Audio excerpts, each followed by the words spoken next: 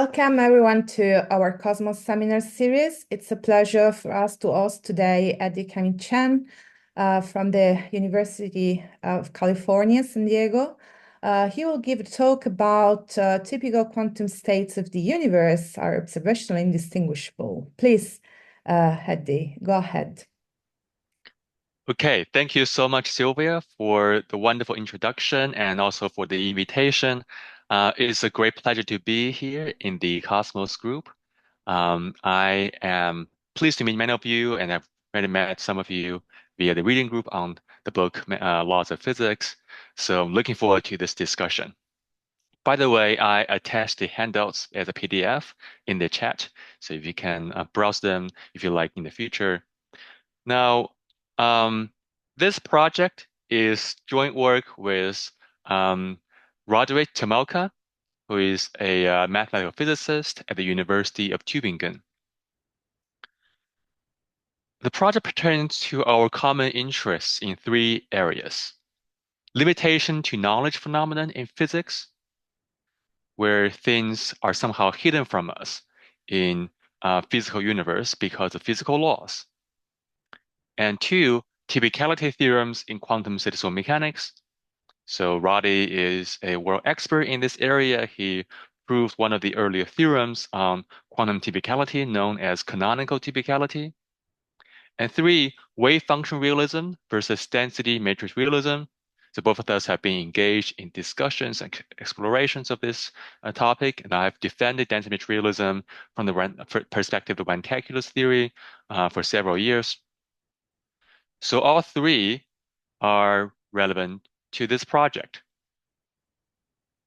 And about a year ago, um, when we're talking about these issues, we discovered something very surprising. So at the suggestion of Sheldon Goldstein, we call this fact observation typicality. By the way, it is also surprising that we were the first to discover this, even though the relevant mathematical facts have been known for over a decade. It's just that people haven't put them together into the argument for observational indistinguishability in the way we have put forward. So it's not a reason for philosophers, mathematicians, physicists to collaborate with each other. And I think it's one of the purposes of a network like Cosmos. So I'm really pleased to present this result in this network because many of you are sympathetic to this way of thinking about interdisciplinary exploration. So it's very much in the same spirit. Okay, so let me summarize or give the background of the result. In classical mechanics, observations can distinguish among typical phase points in phase space. For example, a coin toss experiment with the tails outcome rules out half the initial points in phase space.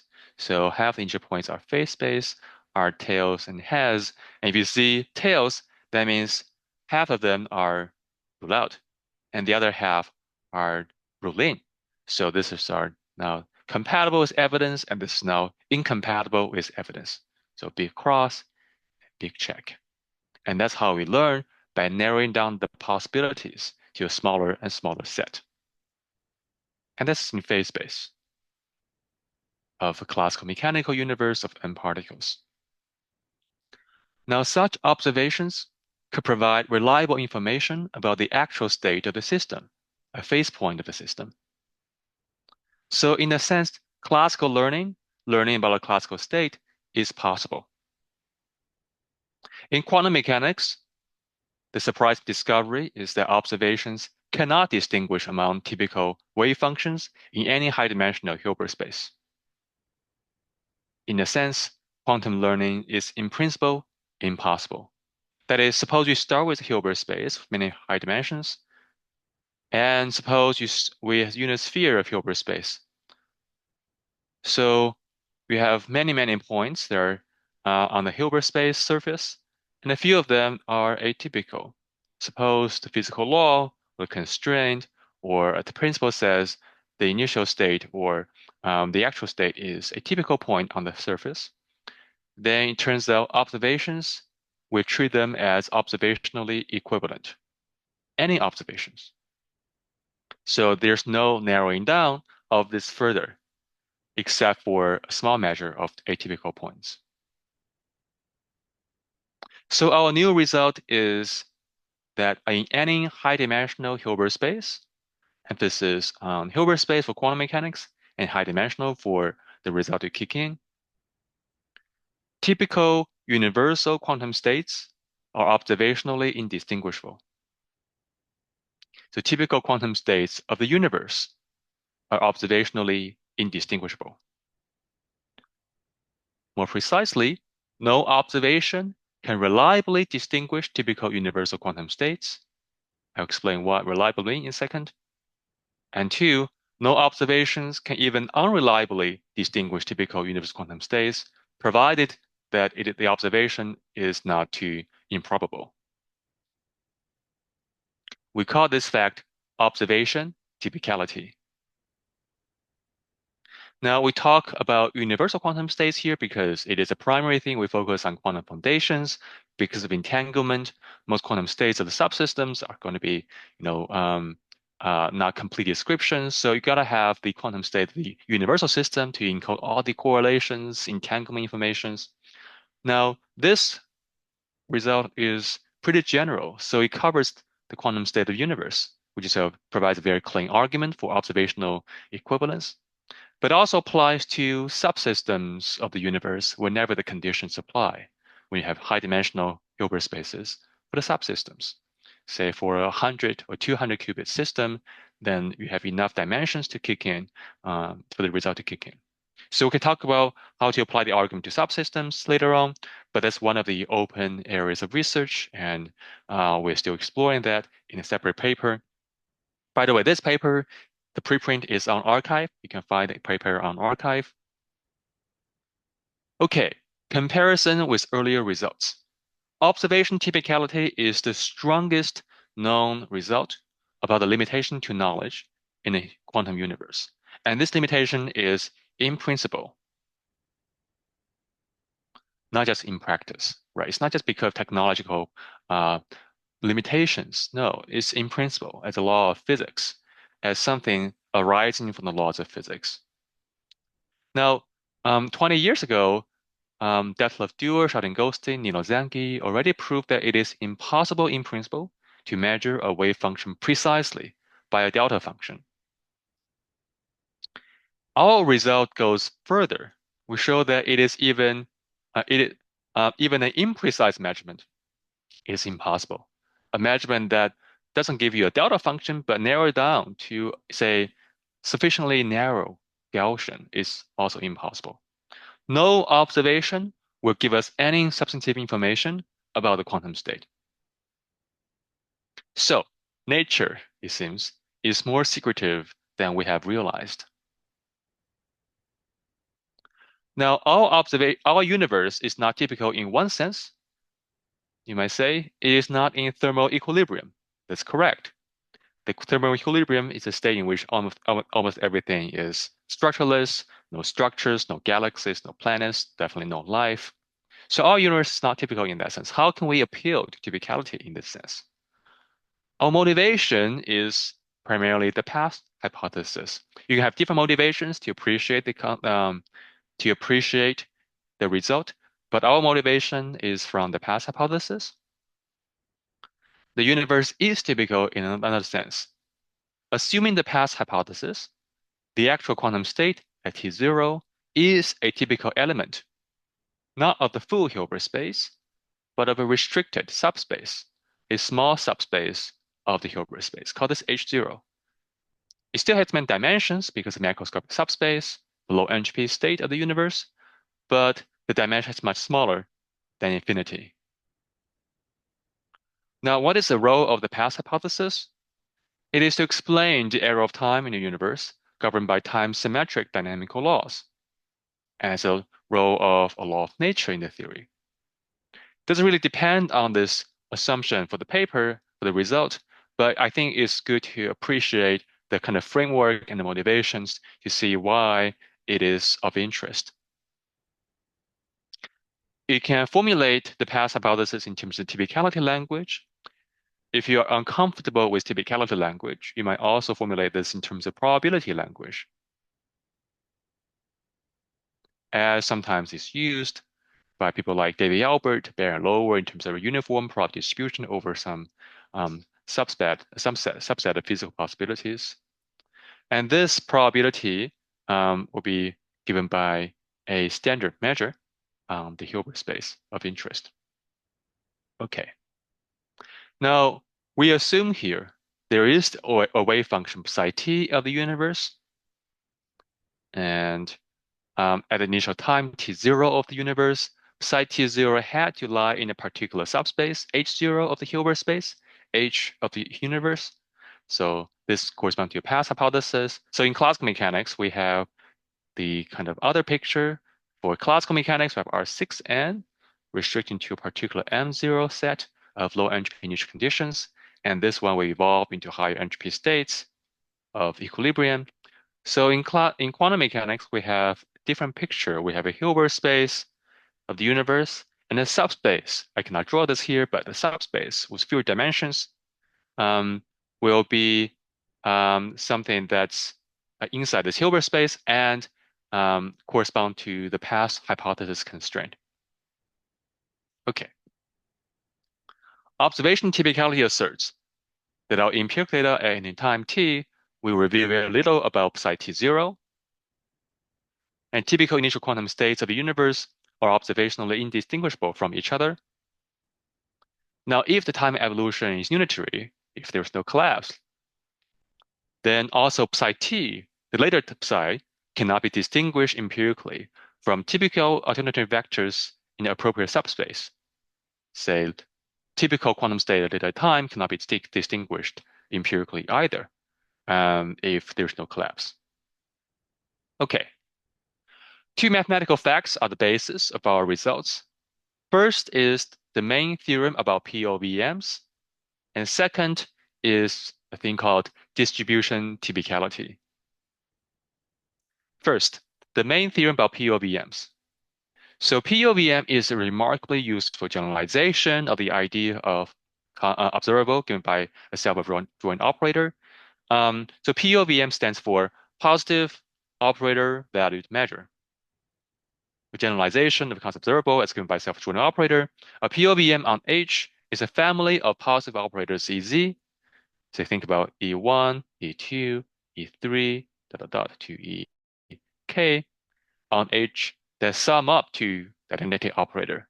The sum of them is I, identity on H. Now, what's relevant about POVM is that they're very general and very good at encoding the statistical information of the system for quantum measurements. So here's the main theorem about POVMs. The proof can be seen in the literature in these two references. Okay, so for every quantum physical experiment, E, so not just like some we can do, or macroscopic or local. No, it is for every quantum physical experiment, E, on a quantum system S, whose possible outcomes lie in the space Z. Say, suppose you have three dials, 1, 2, and 3, and Z will be the set 1, 2, 3. There exists a POVM E on Z such that whenever S has wave function psi at the beginning of experiment E, the random outcome Z is E1 or 2 or 3, has probability given by basically the Born rule, right? So the random variable Z equals to actual value Z with probability given by psi EZ psi, the Born rule. So basically, this main theorem of POVM shows that the measurements we can do on quantum system can be represented by POVMs on Hilbert space. Okay, that's the first theorem. And that's a well-known result in quantum information theory. It's not rigorously proved very often, but you can find proofs in these two references. Okay, the next is a key theorem called distribution typicality. Again, this is in the previous literature already. I'll just highlight the mathematical results so we can prove our corollaries and implications for observational indistinguishability. Okay, so let me introduce some terminology here. Suppose you have a Hilbert space H0 say a subspace or any Hilbert space, and S H0 is a union sphere in a subspace H0, and D0 is dimension of the subspace H0. Rho 0 is normalized projection onto H0. So P0 is the identity operator. It's like I0 divided by the dimension of the Hilbert space. So you have density matrix. Okay. And for the past hypothesis subspace, um, the rho past hypothesis is basically the Vantaculus density matrix that I have discussed in previous works in literature. I won't define it here. Okay. Mu0 or U0 is the uniform probability distribution over SH0 given by the unit sphere surface area. So suppose you have a unit sphere, then what is the uniform measure? Well, it's given by the surface area on the whole sphere divided by the area. So it's a normalized distribution. Okay, and we say a statement at small s psi is true for 1 minus epsilon most psi in the unit sphere, just in case the set S of psi in the unit sphere satisfying the statement has a measure given by U0 greater than or equal to 1 minus epsilon. Say if epsilon is 0.01, then 0.99 most, just in case the set S satisfying the statement has at least measured 0.99, given measured by this U0 on the unit sphere. Okay? Any questions about the terminologies? Okay. Okay. So the key theorem of distribution typicality says the following. It's a mathematical theorem, you can rigorously proven. Let H0 be an arbitrary subspace with finite dimension D0 in Hilbert space. So H0 is a subspace of the full Hilbert space H, and let the operator Ez be any element of an arbitrary POVM on H. So for any arbitrary POVM, we consider it a set of operators, and Ez be a particular element in this set. Then for every positive epsilon, for 1 minus epsilon most psi in the unit sphere as H0, the following inequality holds. The Born distribution of Ez given by psi minus trace rho 0 Ez. Remember, rho 0 is normalized projection onto H0, and Ez is this element. So this measures the ensemble average probability of Ez. The difference between the two are bounded by this inequality. Now, this is a particular case of theorem 3 proven by Teufel, Tamalka, and Vogel's paper. And it can also be derived from a theorem proven by Peter Ryman in 2007 that was not proven rigorously, but it was basically a heuristic argument. Okay, so psi Ez psi is close to its average value, provided that the right-hand side is small, which will be the case whenever D0 is far greater than 1 over epsilon. So this side will be small, just in case this is far greater than 1 over epsilon of this, which means this is far greater than 1. So in this case, this will be close to 0, and the difference will be bounded pretty well. Now, this is not the best bound. You can get better bound by Levy's lemma, but it illustrates a point. That is, whenever D0 is high, the dimension of this one is high enough, say 10 to the 20, then epsilon can be small. Say epsilon is, say, in this case, we're considering 10 to the minus 2. It's not small enough, but we can consider other smaller points. And 1 over epsilon is going to be 10 to the 2, which is far smaller than 10 to the 20. But you can play around with different bounds and dimensions. So you can go 10 to the 200 and 10 to the minus 20 and so on. Okay, so this will be an inequality that can be rigorously proven. That's the main theorem we're going to use. Okay, let's give you some examples to have some visualizations and intuitions about how the theorem actually works. So for example, a macroscopic system with n equals to 10 to the 20 particles is in a macro state mu. Now, remember, entanglement, the dimension of the Hilbert space H0 of the scale system scales exponentially, not linearly, but exponentially with n. So let us suppose D0 equals to 10 to the 10 power of 10 to the power of 10, 20. So 10 to the 10 of 20 is a huge number, and consider a very small error, epsilon equals to 10 to the minus 200. The Borel famous said that events with 10 to the minus 200 probability cannot happen in the physical universe. We don't have to use that argument or conclusion, but it is an important number, a very small number.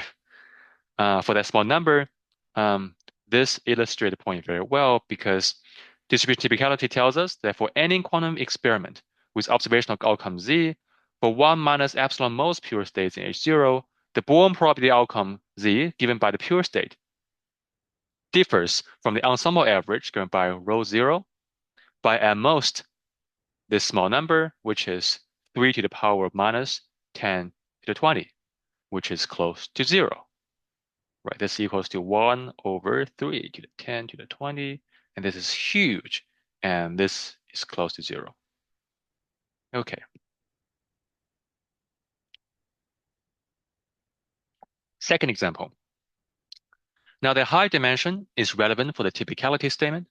In a two-dimensional Hilbert space, H0 equals to H equals to pseudo to 2, complex plane, such as for a spin half particle with fixed position, 10% of all unit vectors have 90% or greater probability for the outcome up in a z-spin measurement. Now, this is a special case because when we go to higher dimensions, in high dimensional Hilbert space with n spin half particles, right? Before we have two-dimensional Hilbert space with one spin half particle. Now we have n spin half particle with fixed positions and large n. Because of entanglement, nearly 100% of the wave functions have probability nearly 50% for the outcome up in the z-spin measurement on particle 1.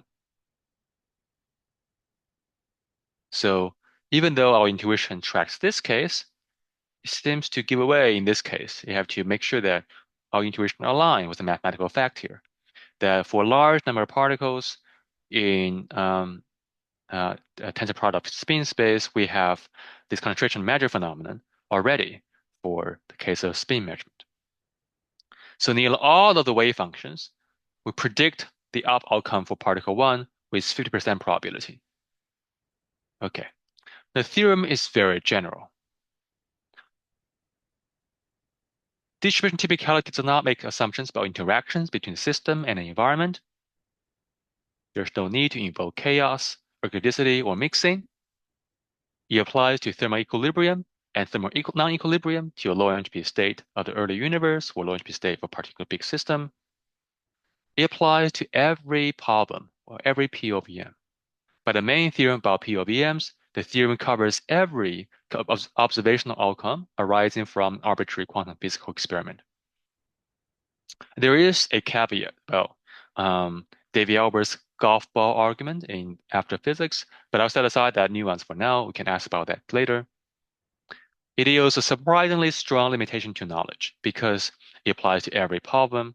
And here's what we're going to show that this is a consequence. Now, let's define observational indistinguishability for now. So intuitively, we say that, this is something we know from quantum information textbooks like Nelson and Tron. For two quantum states, psi1, psi2, we say that they're perfectly distinguishable by observing outcomes z equal to z, just in case psi1 is z psi1 equals to 1, and psi2 equals z is z psi2 equals to 1, or vice versa. And for two quantum states, psi1, psi2, we say they are reliably distinguished by observing outcomes z equals to d, just in case the probability is not exactly 0 or 1, but just suffice to have them to be close to 0 or close to 1 for one and to the other, and or vice versa. And that's how you distinguish them perfectly or reliably. Let's define more precisely what we mean by reliable test. So we don't insist on perfectness here. We don't insist on perfection here. Just focus on reliable test for now. So we define the following. Let EA, EB be a set, be a POVM, with two possible outcomes z equals to A and z equals to B. We focus on two element set, but it's completely general, as you will see for the argument. And let epsilon greater than 0. Of this POVM, we say that one, it 1 minus epsilon reliably distinguishes the density matrices rho A and rho B if and only if the trace rho A EA is greater than or equal to 1 minus epsilon and the trace rho B EB greater than or equal to 1 minus epsilon.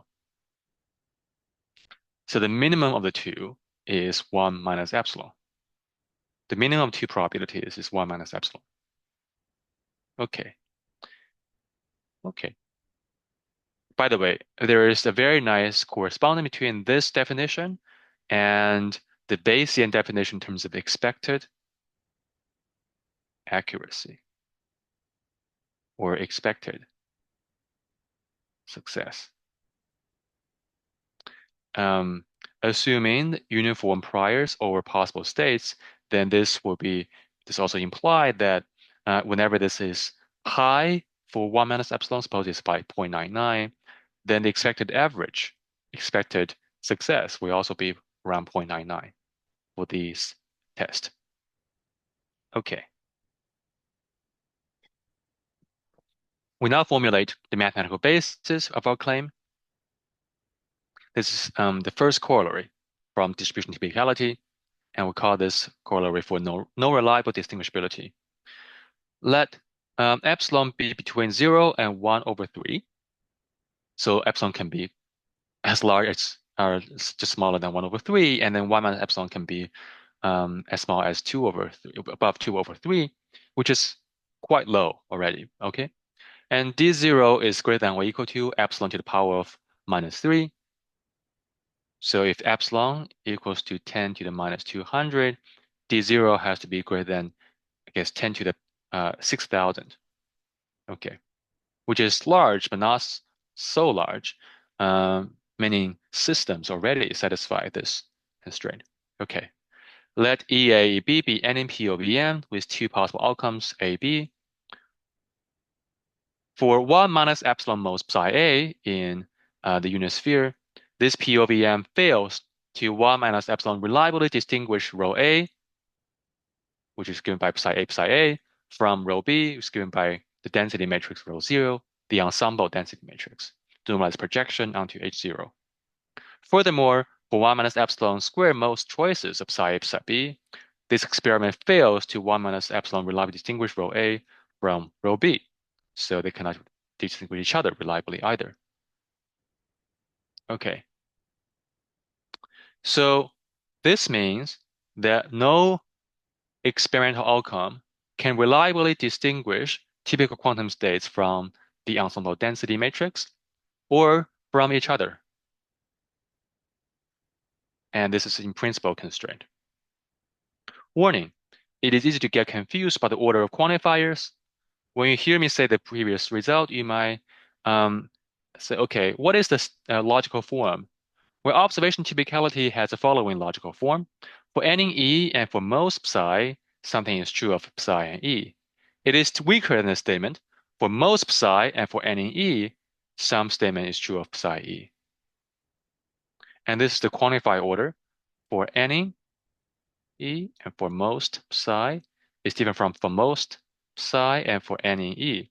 And then we know this already from elementary symbolic logic, that is for all x and exists y is different from exists y and for all x. This is the strongest statement, this is the weaker statement, right? There's a uniqueness in y. Similarly, this implies this uniqueness in the class of typical wave functions, where this one can depend on the different choices of E. So the stronger statement is false in this context. The false but stronger statement correspond to the following. Super strong observation typicality. For most quantum states in the high-dimensional Hilbert space, subspace H0, for any observation EZ, they cannot be distinguished by EZ. So for most and then for every, this statement is false.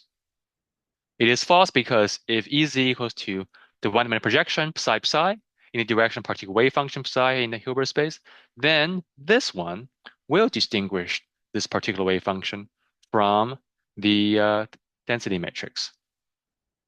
Okay. So presumably people have in mind this one when they quickly think about following statement and dismiss observation typicality on the face of it. That's why maybe perhaps a reason why people haven't discovered this for now. But if you distinguish the logical form from each other, the two are logically distinct. And one implies the other, but not vice versa. So one can be false, the strong one can be false, but the weak one can be true. Now, the super strong property requires a uniformity in a class of typical quantum states, while observation typicality allows the typicality class depends on the choice of EZ. However, the weaker statement, observation typicality is sufficient for our purposes. Observation typicality holds for any chosen experiment. So it is true for the actual experiment that we happen to perform at an arbitrary time. So it's completely arbitrary what is experiment we do and the outcome we observe, but this will be covered under observation typicality because it is true for any chosen EA, EB, and with the laws of generality, let's say EA is the actual outcome. And this one will not reliably distinguish typical quantum states from the density matrix or from each other. Okay, now you say, well, what if we don't really insist on reliable distinguishability? We might try to distinguish quantum states based on tiny differences in probability with an unreliable test. For example, suppose we have a test given one wave function psi A with 1/3 probability and psi B with 2/3 probability, or say 1/4 or 3/4 probability. Is that a reliable test for psi B? In the Bayesian way, in terms of favoring ratio or posterior ratio? Turns out even this will turn out to be impossible for many cases. For every case, unless the observation itself is very, very unlikely, which will be extremely unlikely, extremely unreliable. Okay, so let's define the following. Favoring ratio, kind of Bayesian flavor already. For any density matrices rho A, rho B on H, and any P of EM is Z, we define the favoring ratio for a given Z to be this ratio, basically the ratio of conditional probabilities. Okay. As it turns out, the favoring ratio typically deviates from 1 by merely a negligible amount, such that typical states cannot even be unreliably distinguished. This requires the assumption that the observational outcome is not too improbable, namely this. The EZ itself, given by the ensemble density matrix, the trace of that is greater than some threshold epsilon, where epsilon can be very small. Now, this is not a weakening of the result, but a strengthening of the result, because whenever it's less than or equal to epsilon, when epsilon is small, then the expected accuracy, the reliability of the test will be close to the blind guess by blind chance. And this shows that whenever you have a test that's unreliable, but not as unreliable as blind guessing, it cannot tell us anything important or significant. So here's the corollary proof in terms of Bayesian ratio. The Bayesian ratio stays very, very close to 1, bounded by this number close to 0 whenever d0 is far greater than epsilon cube. Okay. So basically, the Bayesian ratio will not give us any substantive information unless the observation itself is very unlikely. Right. So in both cases, favoring ratio is close to 1 whenever d0 is far greater than epsilon to the minus 3. Now you say, well, I want to check the Bayesian prior and Bayesian posterior. I don't want to commit a base rate fallacy. Good. Suppose you take into account the base rate. Even then, doesn't give us much information either. Suppose a prior probability distribution over quantum states in H0, the credence function is given by some past hypothesis with the prior given by the unit of the surface. Suppose you have a principal. We regard this as a chance distribution on initial conditions and take this to be a credence function. Then we show that if the observation is not too improbable, the posterior probability distribution is very close to the prior. And here is the result. So unless the observation itself is very unlikely, then for the prior distribution given by U0, the F psi be a density relative to U0, then This is the posterior density obtained by baseline updating, given that z equals to z, the updated posterior density be very close to 1 for 1 minus epsilon most wave function in SH0. Okay. By the way, just to recall, there are two cases of unreliable test. One is if psi b predict outcome easy V1 with nearly the same probability, this gives us low reliability. But two is the proviso we have seen before for corollaries for Bayesian updates or Bayesian favoring ratio. That is extremely low prior probability of the outcome itself. If trace rho 1 and rho 0 is strictly low on order of 10 to the minus 200, then typical pures they also predict E1 with nearly the same very low probability. But I mean, E0 already taken as a signal for a specific state, the chance it occurs is so minuscule a priori, given the chance distribution by the theory, the test's reliability is effectively that of blind guessing anyways. So overdetermined in both cases, we have unreliable tests. Okay. In both cases, any test based on such outcomes performs no better than random blind guessing, about 50% expected accuracy, which is the baseline for coin toss, say. Corollaries 2 to 4 show that if one tries to distinguish typical pure states using outcomes that are either almost equally predicted by all states or extremely rare, the resulting discriminatory advantage is negligible. The proviso that observation is not too unlikely actually reinforces the epistemic limitation. Tests that might, in principle, perform significantly better than blind guessing are ruled out. Any attempt to distinguish typical uniform states yields a reliability that is, in effect, the same as blind guessing. Okay, the previous results apply directly to orthodox quantum mechanics. They also apply to Bohm mechanics, GRW theory, and averaging quantum mechanics. By the way, how am I doing on time, Sylvia? Am I over time, or should I wrap up? No, you have actually, I mean, at least another 5, 6 minutes Okay, yeah, to go. sounds good. Yep, thank you. I will kind of summarize the results soon, but just go through observation typicality in Bohm mechanics. A key fact of Bohm mechanics is the following. For any subset omega in configuration space R3n, the probability of the event that Qt is in the subset, so you have a configuration space R3n, any subset omega that the Qt is in the subset event, the probability of this integral over omega d cube psi t q mod squared is nearly independent of psi t0, typical of psi t0 in a unit sphere. In the Bohmian universe, no observation at any time can reliably distinguish between typical psi t0 from rho 0 or between typical state vectors from each other. The conclusion covers every possible observation or experiment in the Bohmian universe because this is fully general for any subset of configuration space, fine-grained or coarse-grained. Observational outcomes will be recorded in the configuration of some particles, namely pointer readings. Also cover a situation of making observations or experiments several times, T1 to Tk, since the outcomes will be recorded and thus be read off from Qt at a time t greater than equal to Qk. We can also make an argument for the impossibility of unreliable distinguishability if the outcome is not too unlikely. So this is a very clean argument. It's a special case of POVM, the position POVMs, but it's very clean in the sense that you don't have to worry about the role of the observers and the apparatus.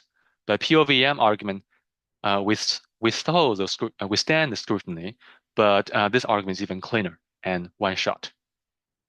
On the other hand, the precise microscopic trajectories of Bohmian particles in configuration space may contain information about more information about psi t0, but we have bound on information on that too. Dewar and co-authors proved that the observer inside the Bohmian universe cannot measure position at several times without introducing decoherence and thereby changing the trajectory. It's the absolute certainty principle. And therefore, Bohmian observers do not have access to the full trajectories, and the observation of the integrity just derived remains valid. Consider next GRW theory, with the flash ontology, GRWF, in space-time. So flash ontology is like you have the wave function that give you flashes in space-time. And the flashes make up galaxies of cats and dogs and tables and chairs. Okay. A key fact in GWF will be for any subset M in the flash configuration space, the probability of the event that Ft in M is nearly independent of psi t0 for typical psi t0 in the unit sphere.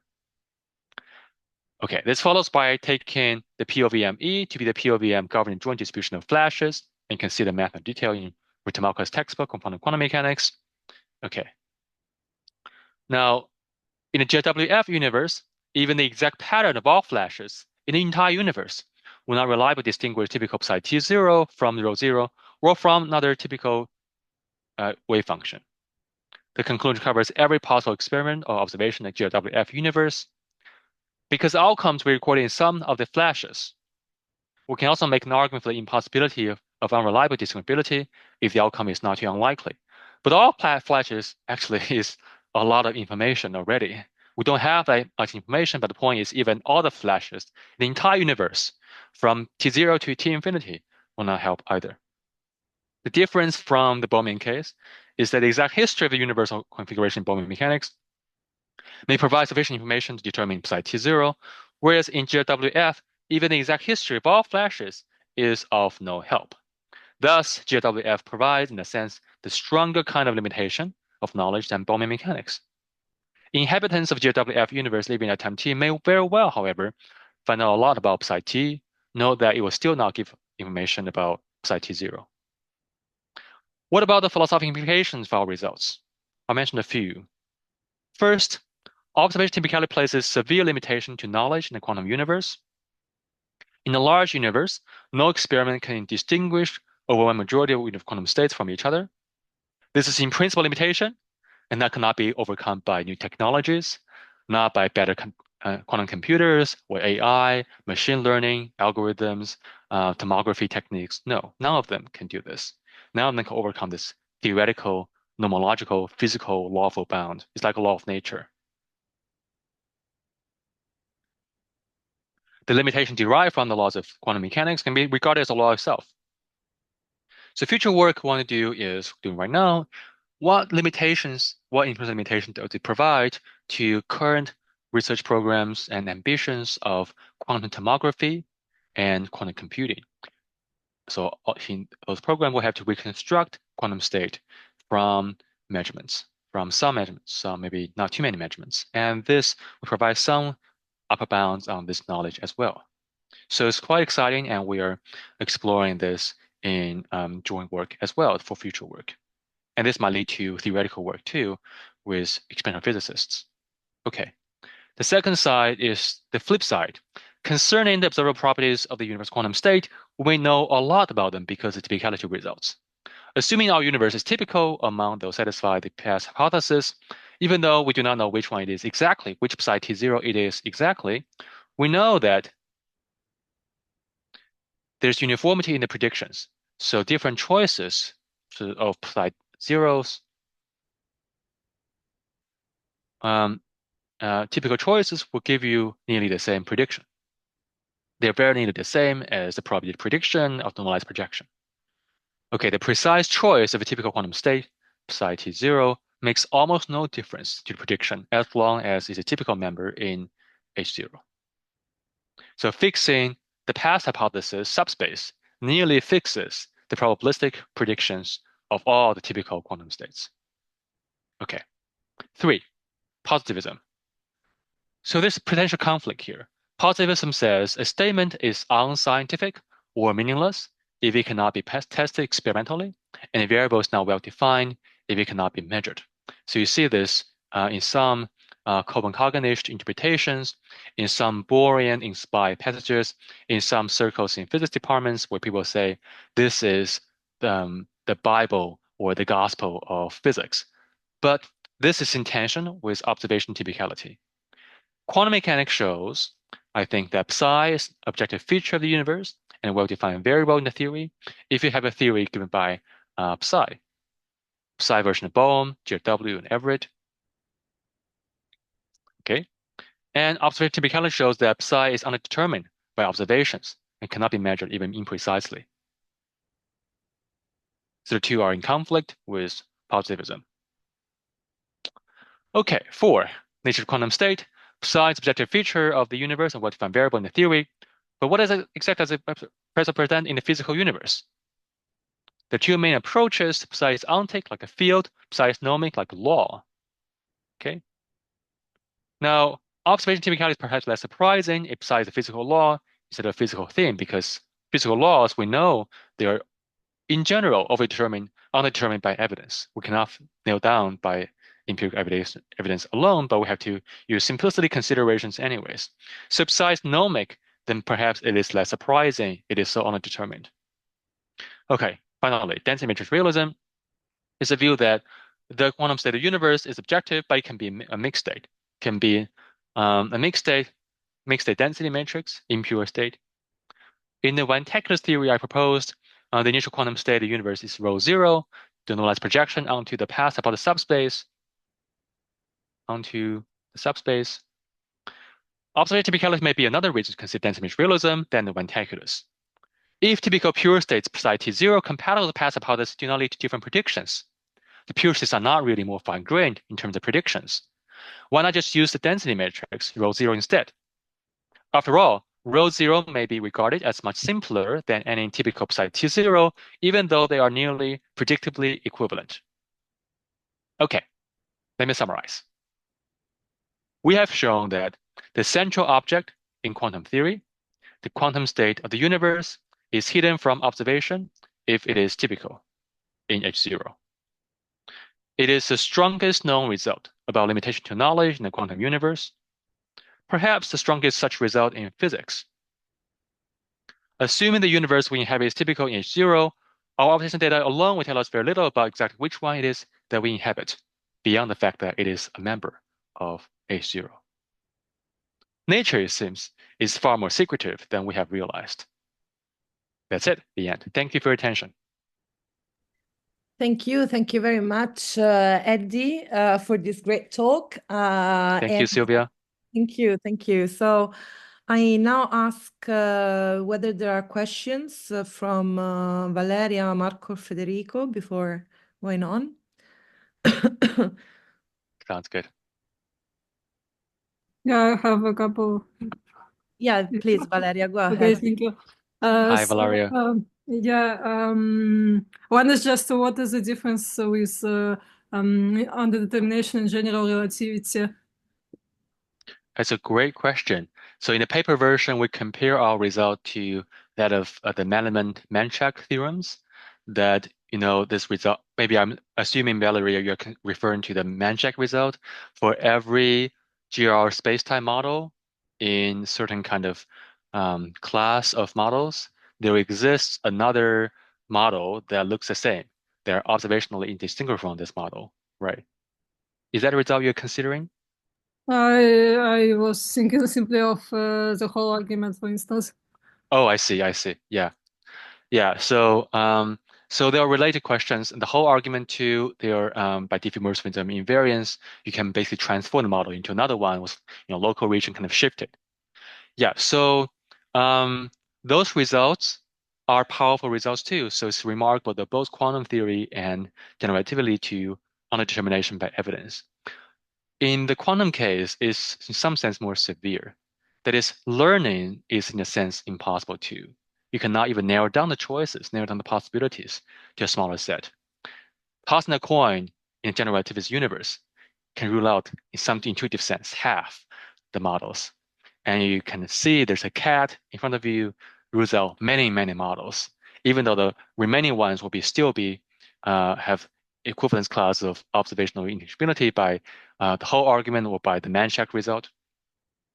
So in that sense, classical learning is still possible for general relativity, but quantum learning is, in a sense, impossible for the quantum state because of observation typicality. That would be too strange because just because you what is the point of having a theory which is not informative? Say one more time, Valeria. I'm just saying. You say in the quantum case we cannot learn, but what is the point of having a theory which does not allow you to learn about the universe? Yeah, that's a good question. it's something as philosophers when they think about the goal of having a scientific theory. Many people think that scientific theories allow you to extract predictions. You do extract prediction. The predictions are incredibly uniform across typical points, typical states of the theory. It's not that we cannot predict anything. The prediction will be very strong now. Fixing the initial substates H0 almost entirely fixes the predictions for the particular chosen experimental outcome we actually observe. So we don't have to know which one it is besides zero that is chosen by the universe. But as long as a random one chosen by the universe, we know already the prediction is going to be given by the ensemble average, plus minus epsilon. So the theory predicts a lot. It's incredibly useful. But the fine-grained differences in terms of the state vectors doesn't seem to make much of a difference. That's the crucial point here. So question, should we be accepting a state vector realism or unit wave function realism or density metric realism? Perhaps better choice is to say, well, given the subspace H0 or any Hilbert space, the thing to do is to take the identity operator divided by the dimension. That's the one calculus density matrix. And that's the real thing, not one of those things that makes no difference, but what's in common? What's the common core? What's the natural object for this particular choice of subspace H0? So I tend to think of this, but I'm biased because I like density matrix realism. For other people, maybe it's reason to think, what is beyond quantum theory? What is the deeper thing that nature is telling us by this class of theorems? That almost no choices of the quantum state make a difference to predictions. Yeah, it's not deep, it's shallow because you get rid of the differences. Yeah, so first I was also thinking what is the difference between this and say the problem that several microscopic states correspond to the same macroscopic states in statistical mechanics and so on. So I mean, I see your talk as essentially just one more instance of underdetermination. But if you speak about quantum ontology, it was interesting to see that at some point towards the end you say that this applies to Bohmian mechanics and to GRW and so on. So you took several positions about quantum mechanics which were which were for some time believed to be the main interpretations of quantum mechanics, but after all you deny them or what? Because you in this in what you were just writing, you were ending up by denying the Bohmian ontology and Flash ontology and so on. Okay, so there are 2 points. One is it's not the same as the macro state, kind of highest details of micro states. In that case, you can learn what is the actual micro state by doing some precise measurements. In classical or quantum system mechanics, we just naively assume quantum system mechanics is the same. So in classical system mechanics, you have a macro state. Say you have preparation of a coin toss experiment compatible with both heads and tails. And then you do experiment, it sees heads, and this rules out all the points compatible initial experiment with tails possible outcomes. So this rules out half the points in initial phase space.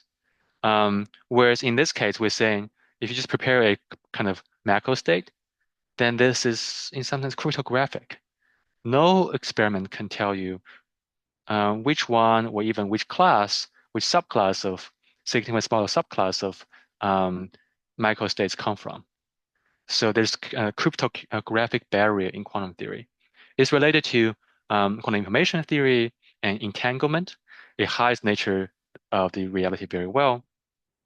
So it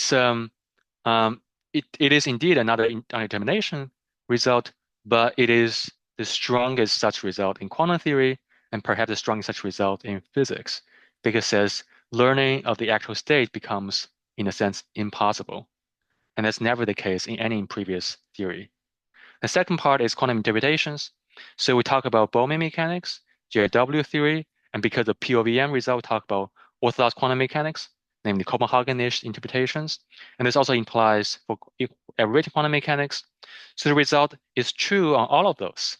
It is a mathematical fact, a law of nature. We cannot distinguish reliable quantum states from each other. But does it mean we deny the ontology? I don't think it actually follows as we are denying that. We're pointing out the mathematical facts. I am partial to Bowman mechanics. I am partial to realism.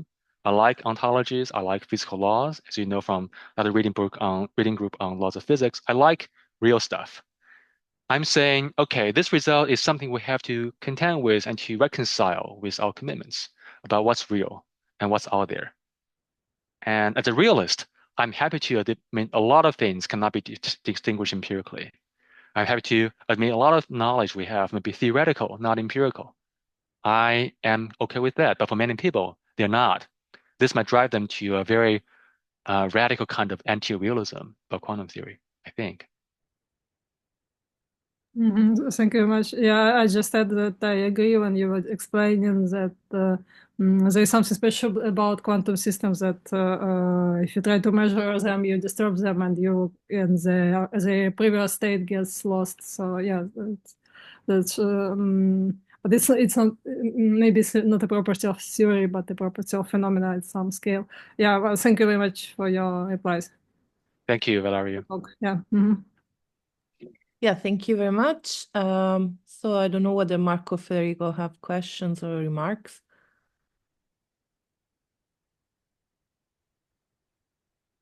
No? Yeah, could you my Hi, Marco. premise is that I don't sorry, my premise is that I really don't know much about this, so I apologize if I ask that clarificatory question that probably is not the brightest. But so basically you talk about like the whole thing is that you want to say that universal quantum states are basically indistinguishable from one another, right? But then to do that, you assume that you have a universal quantum state, meaning you have a wave function of the universe that basically in its instances becomes indistinguishable. The question then is like, but you do have, so you can consider like subsystems on that universal wave function and distinguish subsystems from one another. Is that correct? Oh, yeah, Or good. no? So suppose you have two Hilbert spaces, H1 and H2, and typical points of them might look different. Yeah, I agree. For subsystems, say my room and the next room and the next following room, they will in general look very different. Yes. So this would sound like an argument for which basically like, oh, we cannot really distinguish different universes. But then one would question, well, we cannot run an experiment to distinguish different universes because we do not, like our measure of typicality for our universe is tainted by the fact that we only have one universe. So you assume, for example, typicality or age, you assume, sorry, the past hypothesis as typical because you don't really have a test for whether that hypothesis is typical or not.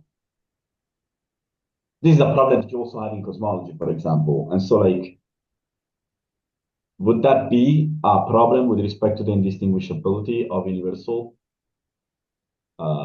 states because you cannot really test any other universal states because you have one wave function of the universe and not many? Maybe I'm mixing things up. Yeah. So if you could clarify that would help. Yeah. In a classical mechanical universe, Newtonian universe, there's also one universe. And there's also a version of the path hypothesis for phase space and a version of typicality assumption for, okay, the initial phase state, phase point, is one of those points in the small set in phase space. And it's not one of those anti-entropic ones, but one of the entropic ones, so it can lead to high entropy futures. But yet, in that setup, with one universe and one path hypothesis and typicality assumption, the law of nature, we can distinguish things. We can learn things. We can learn what state is. We can learn more and more and more by contracting possibility to a smaller and smaller set. Same setup in quantum theory. You have one universal quantum state, one Hilbert space, and one subspace, and typicality assumption is the law. And then you evolve this state forward, and at no time can you narrow down the possibilities to a much smaller set. So it is quite striking, and it's not due to we have one universe. It's not due to because we have one path hypothesis or typicality assumption. It's due to this special feature of quantum theory that is tensor product, Hilbert space. And in the Hilbert space tensor product, you have this concentration measure phenomenon by different inequalities, the laws of large number argument. And the typicality comes from the high dimension of the Hilbert space itself. Okay, I think that helps. Sorry, thank you for the clarification. Yeah. I should have mentioned, I forgot, that is one way to visualize high-dimensional Hilbert spaces is as a sphere, right? But it turns out in a high-dimensional sphere over, say, 1,000 dimensions, almost all the areas are around the outer shell, and almost all the areas of the outer shell is around the equator. And again, if you have two orthogonal intersecting bands, the equatorial bands, again, the intersection of this would take about almost all the area, which is very highly counterintuitive. So this kind of result is the heart of this striking phenomenon. And we don't have something like this in classical mechanics. Okay, yeah, that makes sense. Thank you. Yeah, thank you. Okay, Federico, do you have questions? If not, then I go ahead. No? Okay. Well, I have actually several questions. So I'll start with the first curiosity. So have you tried to apply your work on quantum information theory? In particular, have you considered the implications of your work when we work with Bloch sphere and so on? And if yes, how and so on? Yeah, for the Bloch sphere of the spin half particles, say? Yeah, so this applies to a simple case of Bloch spheres.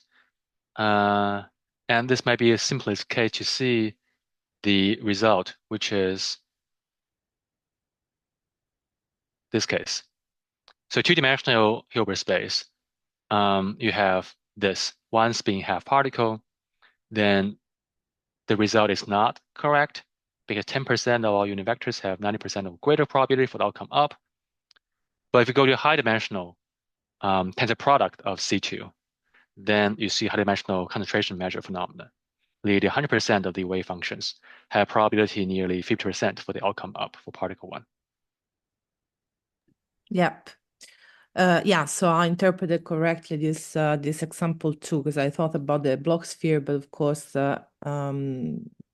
yeah, no, that's interesting. I mean, in particular, what I notice is that, in a sense, you have shown with your work that some implications that are contained in relativistic framework. So, as you said, the typicality is associated with a deeper limit. Okay, that quantum. I mean, it's quantum physics that basically shows that this limit is not an epistemic limit or a limit related to, our tools or our way of, relying on certain computational techniques and so on. So the great thing about your work, I think, is that, and it's challenging, of course, with respect to many positions that we have nowadays in philosophy, physics, and philosophy science. So what you have shown basically is that this is a future of certain law, if you like. I don't know if it's a law of nature. We will have to discuss about what a law of nature is. Yeah. But it assumes at least the role of a law of nature. We can put it in this way. Right. So Right. it functions, it works as if it were a law of nature, whatever a law of nature is. In this case, my point is rather related to Valeria's question. So you started answering to her question by mentioning something that you have discussed in your paper, and I want to learn more about it. So the Malamet. So can you please say more about it? Because Yeah. I think that the premises of your discourse are in relativity already. However, you're right that it's quantum physics that really shows that this is not an accident or something related to our uh, how can I say, lack of technological, Mhm. development. In practice, limitation. Yes, practical limitation, let's call it. Mhm.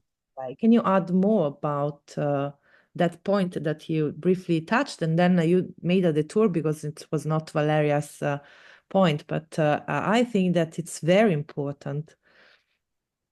Yeah, it's a good question. The two parts, one is the deeper in principle limit, and two is the Yes, relation to the Malaman-Manchak results. yes, And yes, both are really important and something we are currently thinking about how to frame and how to suggest to the community of philosophers and physicists, and I really welcome any feedback. Regarding the first point, um, whenever presented this result in the physics community, um, the first impression is, oh, this must be in practice only, not in principle. But we say, no, it is in principle, not just in practice. And here's the why. And then people argue about, oh, there is various assumptions here and so on. But we point out, well, the assumptions are quite general. The mathematical results are quite general. It applies to situations we already contemplated in cosmology, in philosophy of physics, in physics communities for over a century or so. The Boltzmannian paradigm, Gibbsian statistical mechanics too. And moreover, it touches on kind of the current work people have been doing, I think, in what's called tomography, reconstructing quantum state from measurements, and quantum computation, which is you want to have a 100-qubit system and you want to have some corner error corrections based on your knowledge of quantum state. And all of them depend on ways of discriminating among quantum states. Now, in relation to Marco's point, this applies to quantum state of the universe, but also applies to subsystems that are large enough.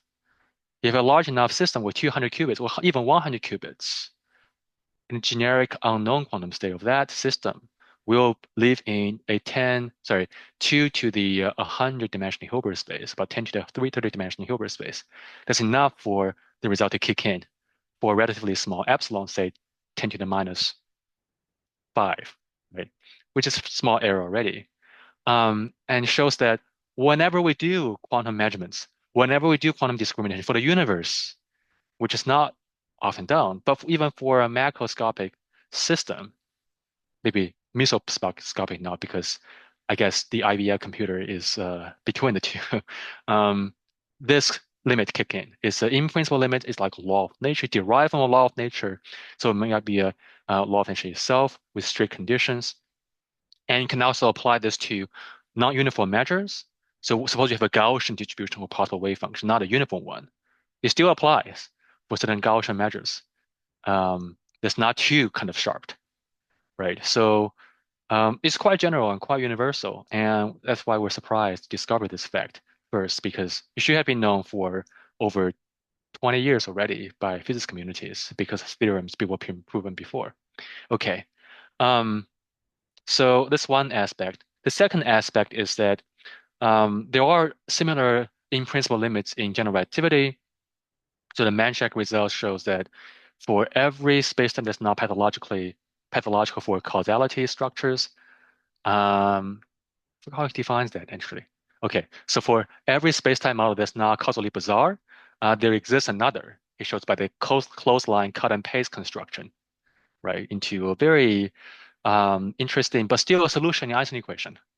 And yes, this one will look the same to this one. yes, Um, and no local data can determine the two.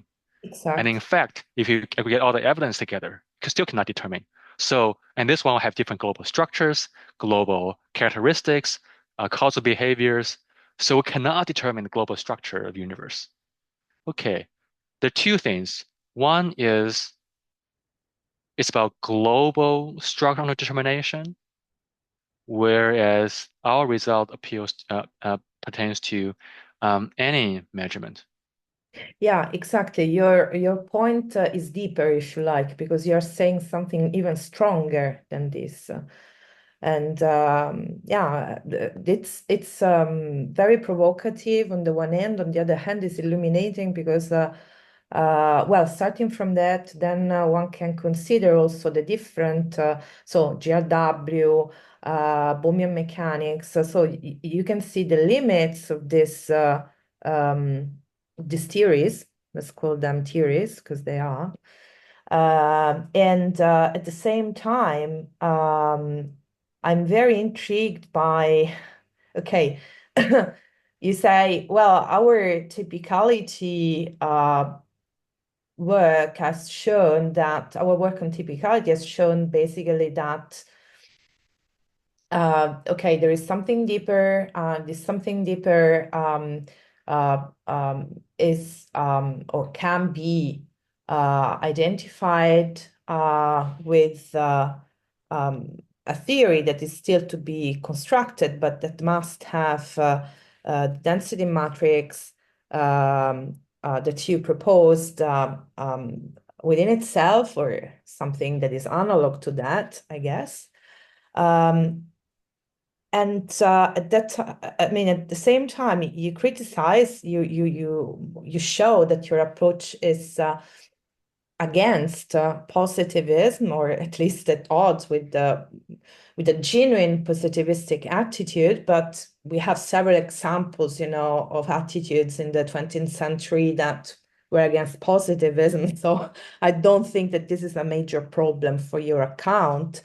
The problem that I foresee is more like on the constructive side of this new theory, or this new account of what is real, of what real is, sorry, because you cannot rely on, I don't know, GRW or Bohmian mechanics and so on.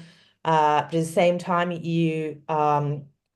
so I would like to learn more about the next steps that you foresee in terms of constructing a proposal. Not your own attempt, at least where is that you see potential in order to overcome the current state of affairs in foundations of quantum physics, because it's clear that your work challenges many of these approaches and many of these interpretations and theories on quantum mechanics. Yeah, thank you. That's a good question. I see there are three attitudes to take in response to this epistemic limitation: the traditional view, the moderate view, and the radical view. The traditional view for this contains with the wave function is real, is ontic, is objective. And because we have PBR theorem, we have different psi-ontic theorems too. They're somewhat encouraging us to think of those states as ontic. So we might say, okay, we've shown a result that's in some sense in tension with PBR theorem, not mathematically, but in some sense show there's there is kind of a gap between PBR theorem and the ontic reality of the wave function, because we can show this for every observation, whereas they show this for any two wave function to distinguish them, which is true, which is compatible with this result. It's just that if you see our result, there's some sense that the psi-ontic theorems are less forceful and less powerful. You see the setup is a lot less physically relevant to the situation, the universe as a whole, or even to a big system as a whole, that's not arranged in many, many copies. But in this case, I think a traditional viewpoint can still say, let's maintain realism as it is, and just accept there are more in heaven and earth than we can measure in experiment. So knowledge is more theoretical than we have assumed. Okay, that's one perspective. The second view is more moderate about density-matrix realism. And for this one, we don't need new ideas to construct anything new, because the density-matrix realism framework is already kind of finished. Is theoretically, in some sense, empirically equivalent to the wave function counterpart already. We know this from previous work. And then you can basically apply, say, the one calculus to the past hypothesis and say there is only one nomologically possible quantum state, the normalized projection onto the subspace, and then we are done. That's one view to take. here. The more radical view says, okay, even the density matrix view picture is not quite what we should end up with. We should look for something deeper. And this theory might be quantum in the core, but what is the representation that's moving away from the pure state, even for a mixed state, but something more general, something more invariant under uh, different choices of even different uh, different row of size. So one question one can have is, okay, let's try to test, can we prove a stronger theorem that shows not just typical quantum states are, in some sense, observationally indistinguishable, but typical subspaces, in a sense, are going to be also observationally indistinguishable. If that's the case, that gives us further clue to do, okay, what is a construction? Should we rely on density matrix or not? Should we rely on what kind of mathematical structure? What is a minimum structure that captures all we need for experiment and yet not overcommit to more differences? So I think we need maybe a class, a spectrum of different mathematical theorems for typicality, covering different kinds of things. Wave functions, now we have them. For density matrix, I think it's easy to prove as corollaries of wave function theorems. And in some sense, the subspace theorems, there can be a special class of the wave density matrix theorems. And then something more general, like coarse graining subspaces. I see. Yes, yes, I see that. That's very interesting. Yeah, okay. So, well, thank you very much. Thank you so much. I would like to, well, we will discuss more in the future because I have many things coming into my mind. Um, yeah, also, I think that in a sense, this work has the potential to, um, mm, well, not close the debates in some sense, but it's more or less what functionalism but space-time did with the famous debate between substantivalism on the one hand and Right. relationalism on the other. So in a sense, that debate stopped, and now we discuss about functionalism. You have people that agree with that or are against with that, but still your work has the potential to change the terms of the debate. So Yeah. we don't have to continue with the dispute between GRW on the one hand, Bohmian mechanics on the other. Okay, because it's clear that in the face of the theorem, so we have to move on and start investigating this deeper foundations. Okay, so well, Yeah. thank you very Yeah, much. thank you, Sylvia. I really appreciate the suggestions. And I think that, we can keep the core of those debates as lessons for a future debate, future discussions, explorations for, new ideas, new theories, a deeper theory of quantum reality that might take different forms, maybe a collapsed version, maybe a no collapsed version. Yeah, But so yeah, if I may, I also have, I mean, I'm a bit of an historian also of science, so I really like also the historical dimension of science. So it's clear that, so it's true that, I mean, your position cannot be compatible, and you have shown it very clearly, uh, with technological limitations. But indeed, if we reverse the perspective and we think, okay, it's not a matter of technology, but what about the maths? So we could create new mathematical objects, new spaces also, um, ah, quantum spaces. Yeah, exactly. good. Yeah. But the idea is maybe that working in parallel with new mathematical objects, in principle, we could discover that what Yeah. sounds to be a limit to our knowledge for Right. the mathematics Right. that we use today, and also, for the physics that we know today, maybe perhaps we can discover that these limitations are in reality part of laws that are implemented in this way with this mathematics, but by using other mathematical objects, they are something different. I So see. So in the don't, sense that technological limitations, in the sense that mathematical technologies is limiting us from yeah, imagining, conceiving the kind of alternatives to quantum theory that may eventually help us see actually this is the artifacts of our current mathematical technologies. Yeah, well, at least what we classify according to our stage of mathematical development in terms of, a limit to knowledge, or, Oh, I see. and even something, I mean, even we judge it as if it were a law of nature, this limit. Right. Okay? So it's a Right. limit that is imposed by the physics. It's not something that, is inserted or can be judged just in terms of practical limitation. And it's true that with respect to current mathematics, it's in this way. But what if we change our mathematics I and see. we judge this limit? So we could discover that this limit is a law of nature, or that it works as if it were a law of nature because of our mathematics also. I see. I see. The foundations of quantum physics today. So that's something you should discuss with your colleague who is a mathematician more than myself. That's quite Yeah, that's interesting. interesting. Yeah.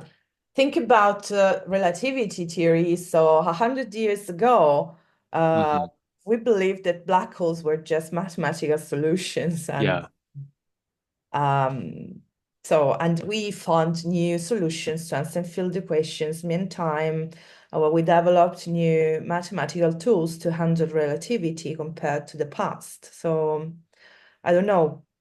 Quantum physics can disclose, I think, surprises for us in the future. Anyway, I see. that's just to be on That's team very helpful. Yeah. with the That's very history of interesting. quantum mechanics. Today is the Quantum Day in Italy, so just Very inspiring. I'm very inspired. Thank you so much, Sylvia. yeah, no, you're welcome. Actually, thank you, because it was a great talk, and Thanks so much. we're so pleased to have you in our seminar series. And I thank also Valeria, Federico, and Marco for being here. Thank And you. hope Thank to you so much. Thank you very much, Eddy. It was very nice. Thank you very much. Thank you. Thank you so much. Bye bye. See you. Bye. Bye bye. Bye.